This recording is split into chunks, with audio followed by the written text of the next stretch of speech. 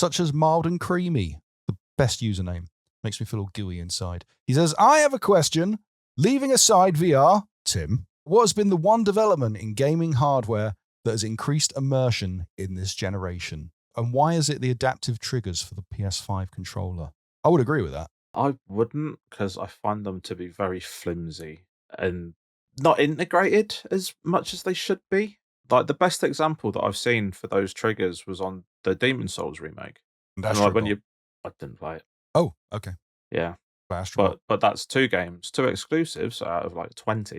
It's been out for 5 years. People aren't using them properly. They should have been fun, but I don't think enough people are using it. All I'm getting is, "Oh, no, it's just the buttons feel a bit stiff when you pull them down now." I What is would it? say the perfection of HD Rumble, which is something that was introduced into Nintendo Switch, again, wasn't utilized very well unless you played 1-2 Switch like me, like an absolute psychopath. But also with some games that tried to utilize it, it just made the Joy-Cons rattle too hard. So I'd be playing in public on my commute, and then I'd be playing something as simple as LA Noire, and then all of a sudden everyone looks at me because my Switch is going.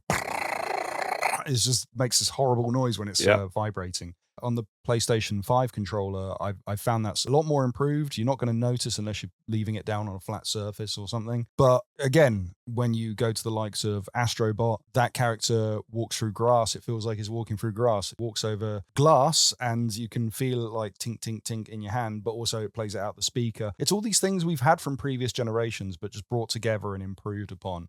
I don't know if it's cheating to misappropriate the question, but I'm just gonna say for me, it's just the Switch in general. It's not immersive in that you said about the rumble and all this, but the ability to just be able to drop it in your TV or pick it out and keep Mm, playing, it keeps you immersed in what you're doing. It's really yeah. easy to just keep locked in on something, and that's one of the reasons that I use remote play for my PS5 on my Steam Deck. The ability to jump seamlessly from TV to handheld. So, like, my girlfriend can watch something, or if I'm grinding on an RPG, I can dual screen it. Because if I'm doing that on the TV, it can become very, very boring if I'm just running in circles, fighting random battles for several hours.